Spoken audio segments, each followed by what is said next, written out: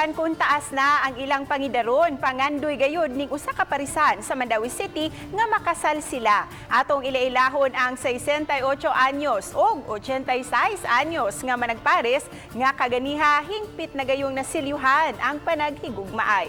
Ang detalye sa live report ni Nico Seredo. Nico?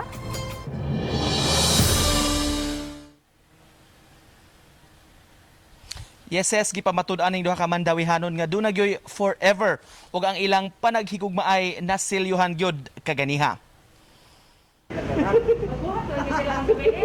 Pipila ka buwan nga gipangandaman niining idaran nga managpares ang ilang pagpakasal. Human makumpleto ang mga papeles, natuman na gyud ang dugay na kuno nilang nga pangandoy. Sa civil rights atubangan kang Mayor Jonas Cortez, nahiusa sa kaminyoon sila si Antonio Jaime, 86 anyos, ug Emperatriz Estenzo, 68 anyos, taga-barangay Tingob.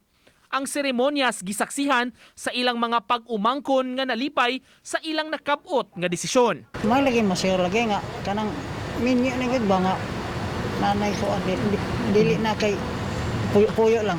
Gikan sila sa managlahi nga relasyon. Apan human niini, nagkaabot gyud ang ilang agianan, nagkasuod hangtod nga sila nag-ipon sulod na sa 30 ka tuig. Unsay anaa sa ilang pares nga nakaingon sila nga siya na gyud ang the one. Kinaiya ni tatay na lang. Okay ra. May mong ganahan sa iya. Okay ra, maayo ra.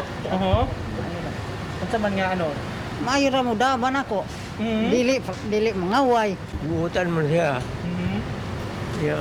Pinahuron. Ang mayor na bilibsab sa ilang istorya ug nang hinaot nga kapanaminan sa uban ang tinuuray nga gugma nila sa usag-usa.